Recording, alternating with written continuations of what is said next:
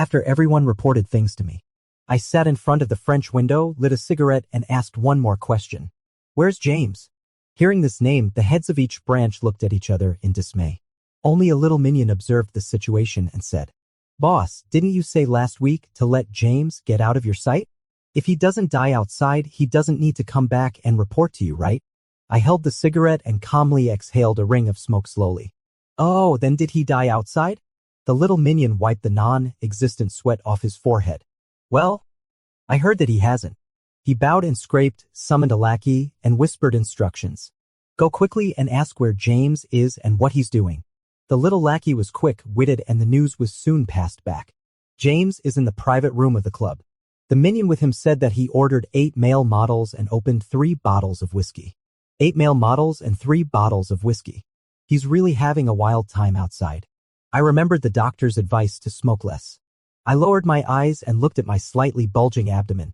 Then I indifferently raised my hand and crushed the tobacco in my hand. From now on, don't come back to tell me even if he dies.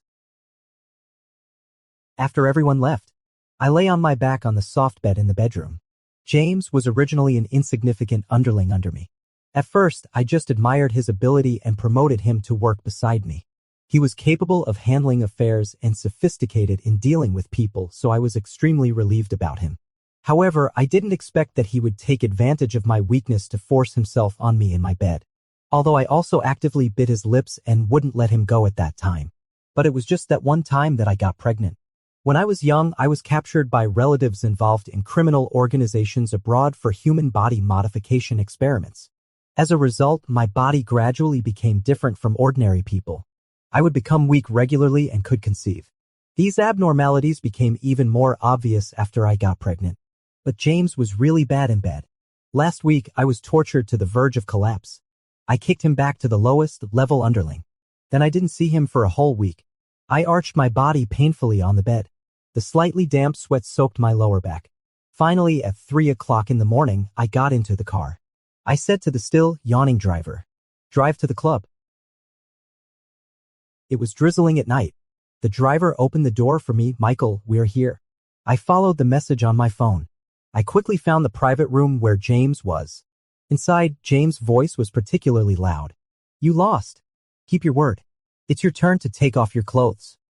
Hearing his cheerful voice, I sneered and told the driver, "Kick the door." The door was kicked open with a bang. The 8 male models in the private room, plus James, all looked at me in unison. They were squatting on a few scattered stools, still holding the unfinished cards in their hands. James was the only one fully dressed. Michael, listen to me." I hung my calm black eyes and spoke in a calm tone. "Playing cards with 8 male models? You really know how to enjoy yourself." James was grabbed by the collar by me. He struggled and tried to comfort me, wanting to cover my hand with his big palm. "Boss, don't be angry. You're still pregnant." He looked down at my abdomen and bit his lip wickedly. "If you get angry on account of a nobody like me and harm the baby, the other father of the child will be heartbroken." Before his words fell, James was kicked flying. He wasn't angry either. He just caught his breath. "Boss, as long as it can calm you down. It feels good for me when you kick me like this." I calmly let my cold gaze fall. I pressed the iron whip I carried with me against his chin. "Feeling good, huh?" I pressed my slender finger on the conductive mode, tapped his face with the whip, and sneered. "I've got something even better. Want to give it a try?" James stiffened for a moment. Then he shamelessly hugged my leg. "Boss, this really won't do. It'll electrocute me to death." "If I'm really electrocuted stiff, what will you use tonight, boss?" James' dirty talk has always been out of line. Can be said that it's even worse than his performance in bed. So, it's directly filtered out as garbage in my ears. I gave a cold sweep around. Those male models trembled in fear under my gaze. My gaze finally landed on him. "Had enough fun? Do you need me to wait for you to play some more?" James quickly stood up and patted the dust off. "Enough, enough. It was just a gathering among friends for fun. How dare I really delay boss's business?" Seeing that James could keep up, I held up a black umbrella and walked outside. James ran to catch up. "Boss, I haven't paid yet." I pursed my lips slightly and was silent for a moment. I still raised my hand and threw the black card into the driver's hand. The driver took the black card to pay. The night was slightly cool. I opened the car door and looked down at him with lowered eyes. "You knew I would come?" Under my cold gaze. James looked up at me fearlessly. He gently curled his lips and said, "Yes, I knew."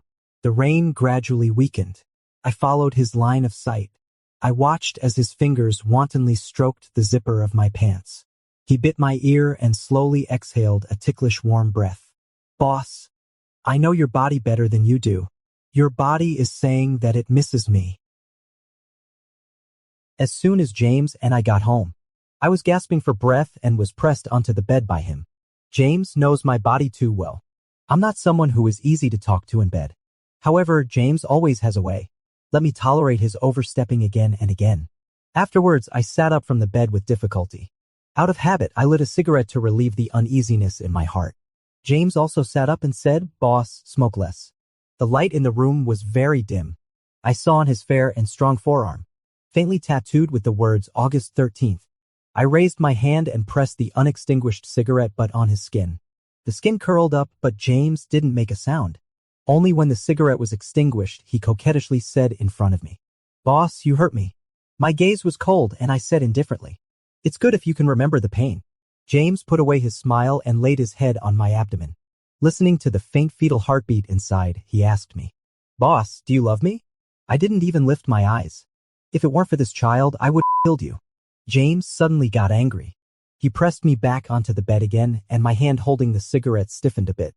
I stared at his actions, my pupils out of focus. "James, you." There was a buzz in my head. I almost lost consciousness. I wanted to kick James off the bed but couldn't muster the strength. I just gritted my teeth and trembled with anger. "James, get out of here." James comforted me as if coaxing a child. "Boss, don't say angry words. The child can't do without me." He took advantage of the fact that I couldn't do anything to him now. He bit my earlobe even more recklessly. "So, boss, you have to bear with it a little longer." The night was long and it was destined to be a sleepless one. Although James was no good at other things, he had good stamina. He didn't let me fall asleep until noon. As the twilight gradually deepened, I woke up from the bed. I rubbed my waist and walked to the French window to answer the phone. The message on the other end of the phone was from across the ocean. "Michael, regarding the abortion matter you inquired about a few months ago. We found the most professional experts abroad and will arrange a check up for you as soon as possible." I dimmed my eyes and asked, "How long will it take?" There was a brief pause on the other end of the phone, "About a week." I nodded slightly. "As soon as possible." The G family was originally in the jade business. Later, the elders in the family passed away and the business declined. I then switched to the finance industry. However, with the family's heritage, it's only natural that I want to get a share in the jade industry again. Currently, the top-notch figure in the jade industry is Henry. If I want to make a name in the jade business, I have to get his approval. Henry is also an old fox in the jade business. He lit a cigarette and exhaled a puff of smoke. "Nephew, I really can't give in on this jade deal. You've already taken quite a few deals in this industry. It's not good to be too greedy. Business matters are always about bargaining. We're all old foxes with deep tricks." I curved my lips slightly, but the smile was faint. "Henry, our brothers also need to make a living. I heard that you've recently taken on a big deal. It's probably too big for one person to handle.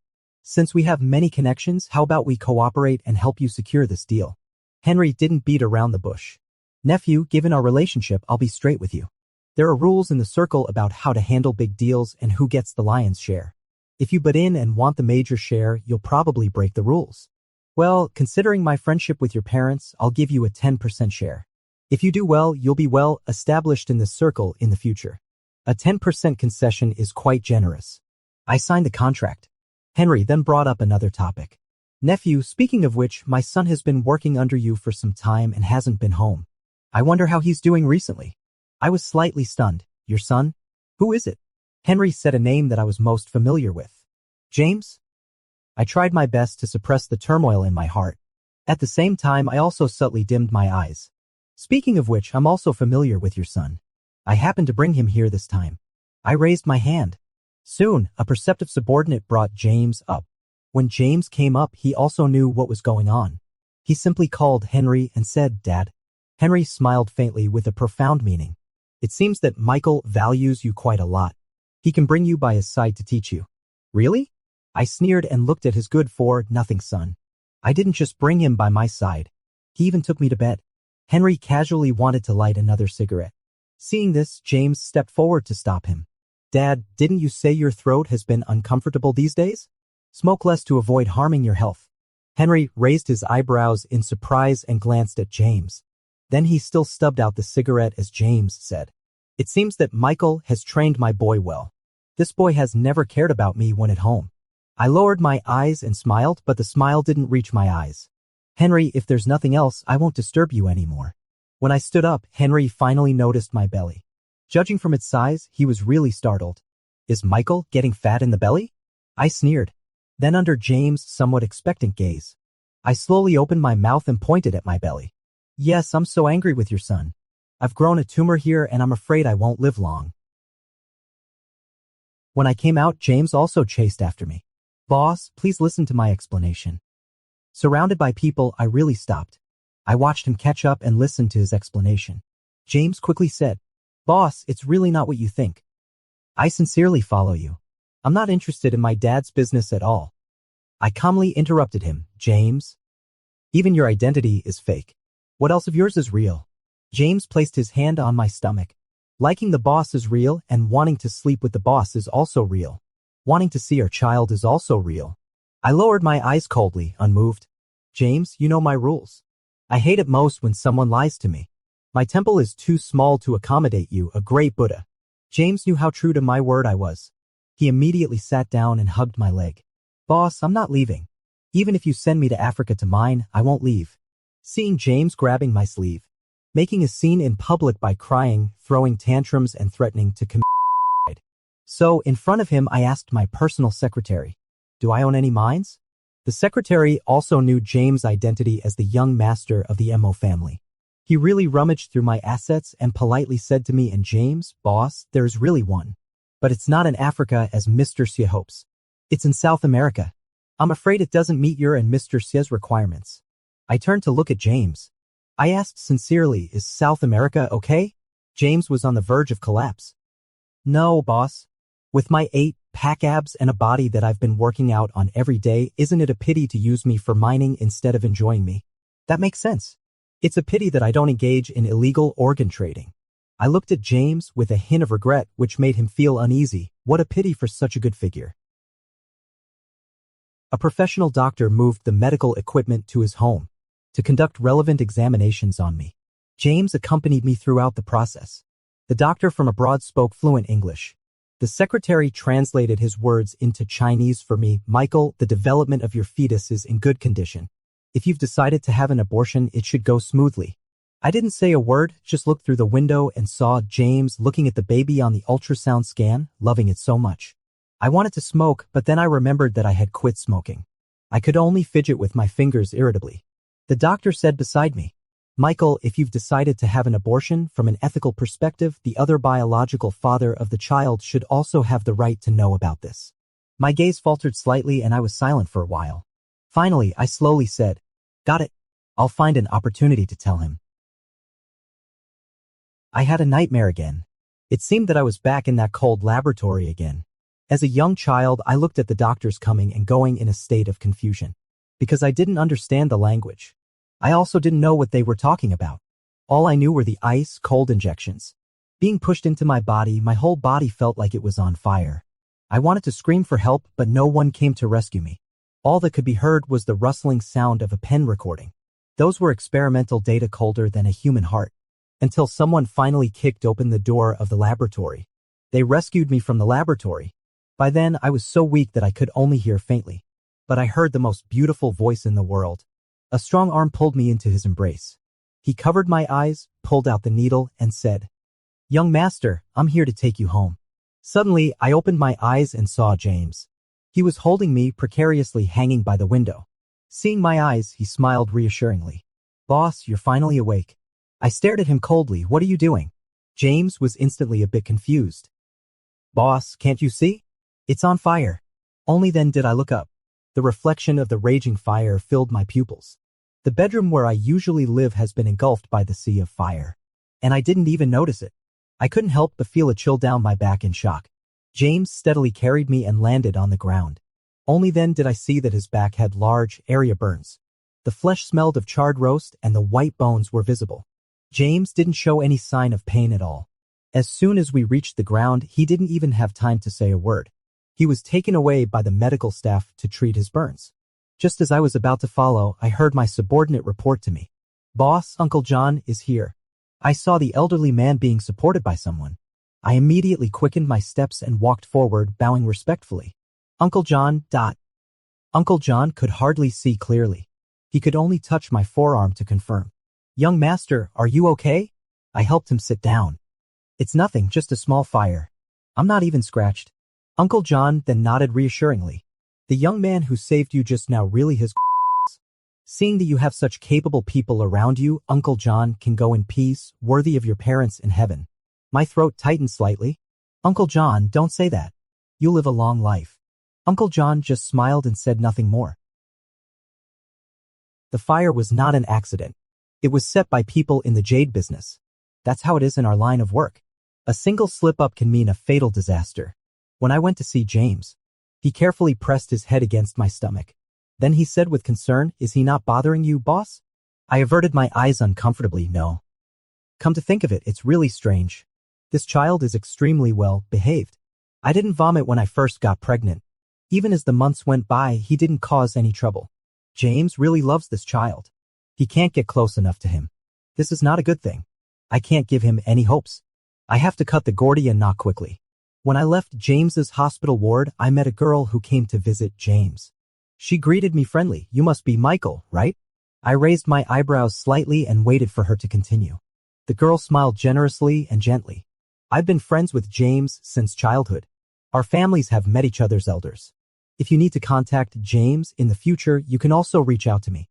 I didn't say a word and the atmosphere became awkward.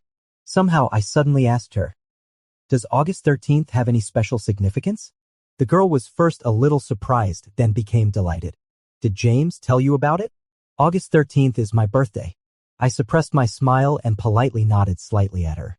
Then I left the hospital with my people. After getting home, I dialed a phone number. After the call was answered, I got straight to the point. "I'm pregnant." Henry on the other end of the line was immediately speechless. I knew he would misunderstand, so I added, "It's your son's."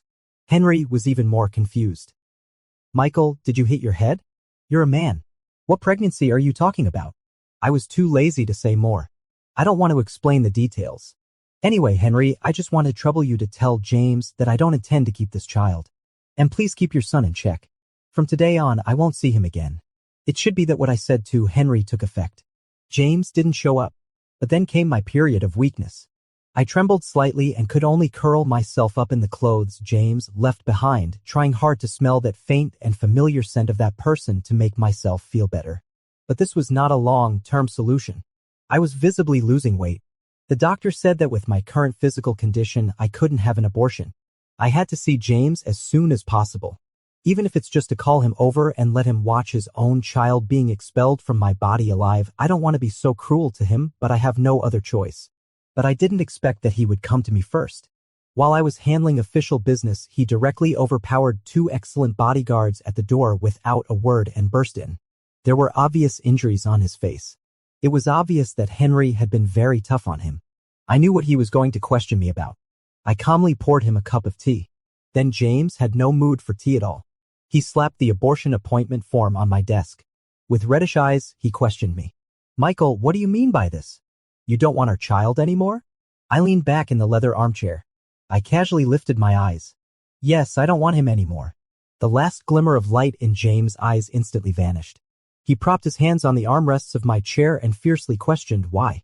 I didn't want to entangle with him too much. "I just don't want him. This is my child. I don't want him. Do I still need to give you a reason?"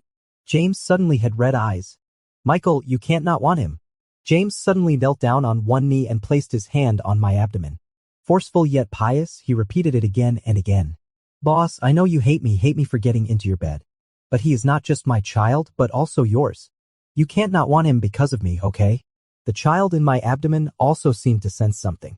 He kicked vigorously, responding to his actions. Looking at his actions, my tone was unusually calm. "James, I think you've got one thing wrong. From the very beginning, I never wanted this child. James looked at me in disbelief. What did you say? Suddenly he went crazy. He pinned me on the chair and forcefully kissed my lips. He murmured incoherently and intermittently. Why? Why can you get rid of this child so calmly and without any psychological burden? He's been in your belly for so long. He's been so well behaved and has never given you any trouble. The last time I saw him, he was already sucking his fingers. Do you know how much I've been looking forward to this child's arrival? During the days when you drove me away, I didn't dare to sleep all night, afraid that I might miss your call. I admit that I stole this child when you were weak. I also know that you don't like me. But you can't be so cruel to me. I'm begging you. James's voice trembled and he let out a sob at the end. He looked like a stray dog that had been abandoned by its owner and was soaked in water. My lips were bitten by him until they bled and I was in so much pain that I lost all feeling. But my cold, ink-like eyes always calmly looked at James without the slightest ripple. Just like me, I've been alone and cold-hearted since I was born. After a long time, I heard myself let out a soft sigh. James, do you know how this child can be born? The doctor said that since men don't have a uterus, the baby has to be cut out directly from the outside. To ensure the baby's birth, the whole process has to be done without anesthesia. If the baby is born, the father's survival rate is less than 10%. I felt the fingers on my belly gradually lose their warmth. James's eyes were slightly red and he suddenly let go of his hand. Boss, why didn't you tell me? I looked up at him coldly. It was hard to tell what emotions were in my gloomy eyes. Because whether I tell you or not, the result will be the same. I avoided his gaze and looked out of the window in a flat tone. James, if you really like children, go find a woman to have one for you. Just pretend that the one in my belly has never existed, okay? James just looked at me with red eyes and slowly let go of my abdomen. Boss, he's still alive. Let me touch him one more time. Then I'll accompany you to have an abortion. My men cleaned up the jade market. Although Henry was angry about my actions, he was helpless against me. He could only turn a blind eye. Some jade merchants I arrested were indignant. Michael, you just burned one of your subordinates. Even according to the rules of the underworld, you only need to compensate with a subordinate or some money to settle the matter privately. Why make a big deal out of it? I calmly lowered my eyes and my tone was not polite. Yes, just a subordinate. But he is one of Michael's men. On my territory, did you get my permission to touch my man? His life belongs to me. Aren't you also slapping my face by touching my man? The merchants looked at each other in dismay and finally someone spoke up loudly. Michael, then what do you want? You have to be reasonable. The room was dimly lit. I picked up a candlestick. The flame on the candlestick was burning and wax was constantly dripping. I smiled icily. It's a pity that the thing I can't do is be reasonable, and I especially like to protect my own. I don't want anything. I just want to invite you all to taste the taste of wax. Immediately, there were howls in the room. One person cursed, Michael, no wonder they say you're born with an evil star and your life is so hard that you'll bring bad luck to others. You won't even be able to keep a single relative in your life. You're a curse and will end up alone. I glanced at him indifferently. The overwhelming coldness made him speechless. However, just as I was about to walk out of the room, my subordinate reported to me. Boss, please accept my condolences. Just now, Uncle John passed away. I said to my private doctor, William, I want to keep this child. You're crazy. William looked at me in disbelief, looking disappointed with me. Are you going to risk your life just to leave a descendant for James? It's not for James. I lowered my eyes. As the pregnancy advanced, the fetal movement was already very obvious. I could clearly feel the baby growing little by little. Uncle John is also dead. Now in this world, this child is my only relative. I don't want to lose this only relative. William was so angry at my words that he felt cold. Let me tell you, if you want to die, just do it on your own. Don't drag my reputation down. I've saved you from so many dangerous situations countless times, not for you to act so recklessly.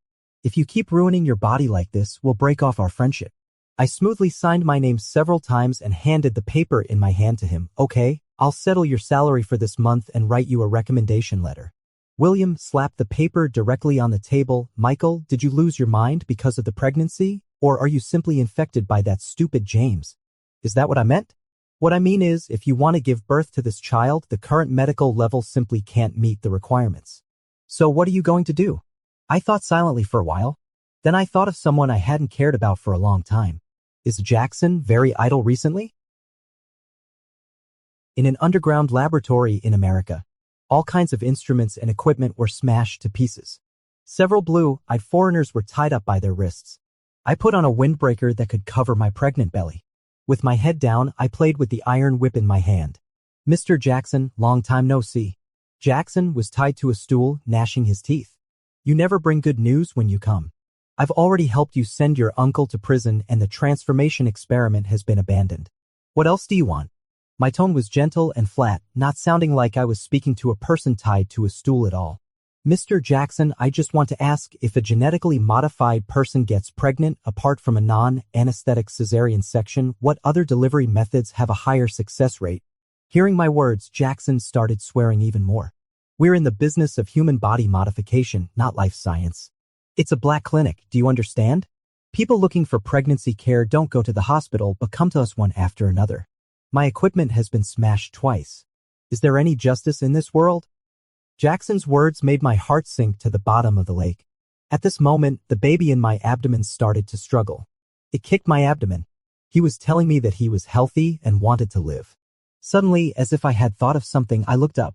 You just said, who else has come? Actually, I could guess even without Jackson telling me. The person who came before me was James. According to Jackson, James was even more unscrupulous, came earlier than me.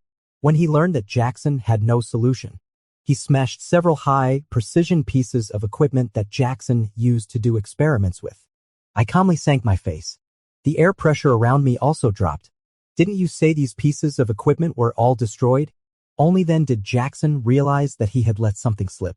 But it was too late to make amends. He could only admit it honestly. Michael, there are still a few expensive ones left. Instruments of this level of precision are very expensive to manufacture. I originally planned to wait until the storm passed and sell them for money. I loosened my cufflinks and calmly gave an order. Oh, how many are there? Smash them all together. When I left, Jackson kicked the wall angrily. Instead, he jumped up in pain due to the reaction force. 2 robbers from the east. Ouch. Although Jackson had no way out, the expert team gave me a plan. An artificial gestational sac with a success rate of up to 80%. James questioned the expert team for a long time. The experts repeatedly assured that although this operation was not very formal, there was traceable clinical experience. As long as a gestational sac can be formed, the baby can be delivered smoothly. James put his hand on my waist and pressed it against my abdomen. Good boy, come out quickly then. If you dare to give your papa Michael a hard time, I'll strangle you, you little rascal.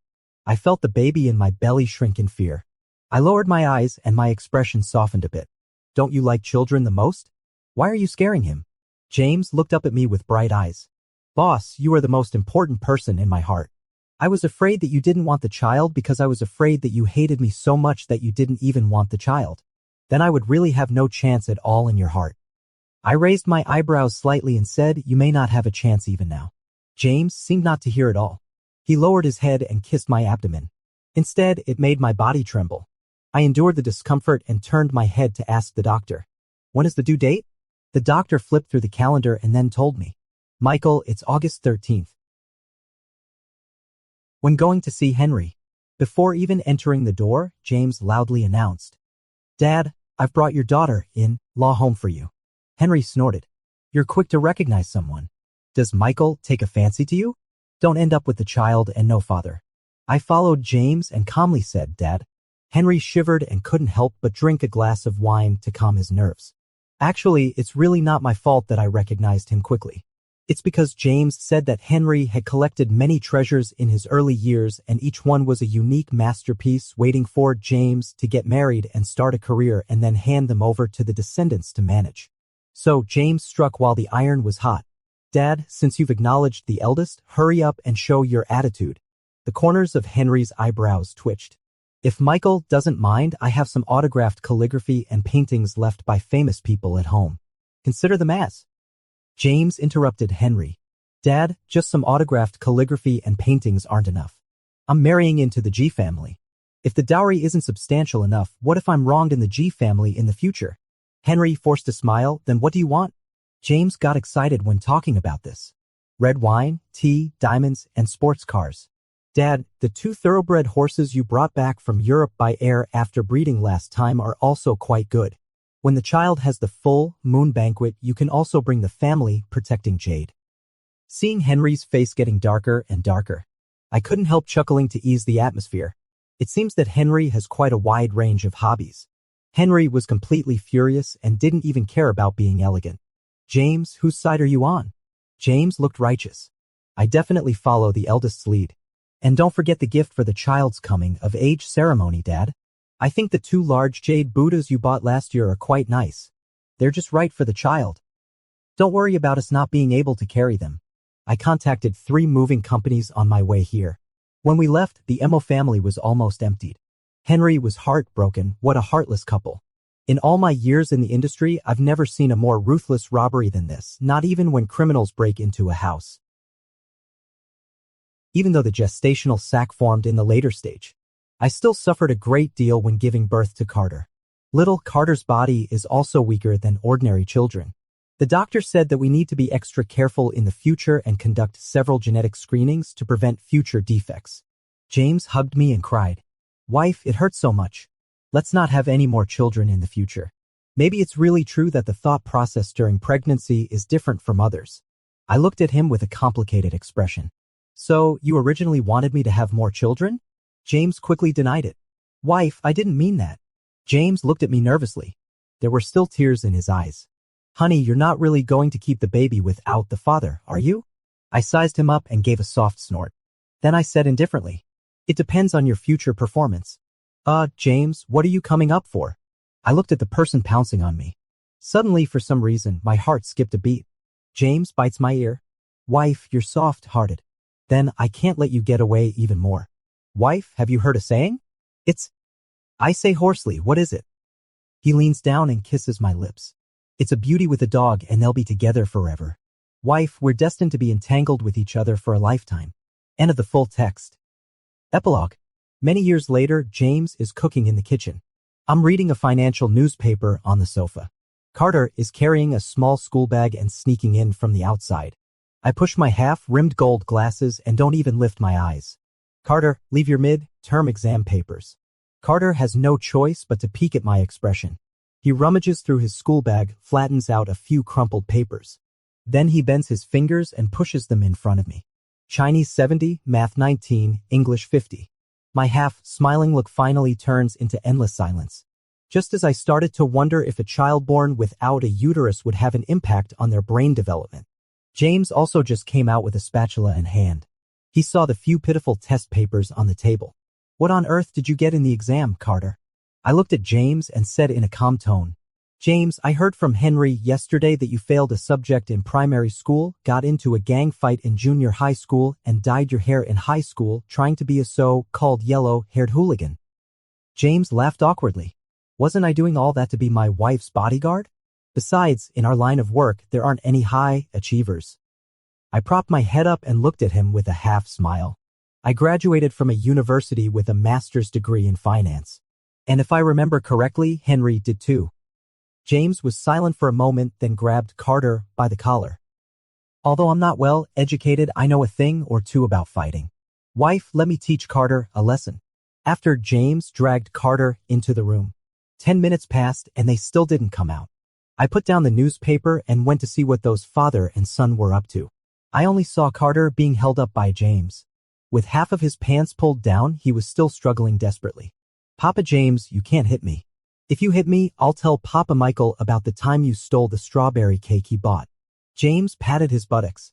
"Carter, you still dare to complain to your Papa Michael? Do you know what your Papa James is best at?"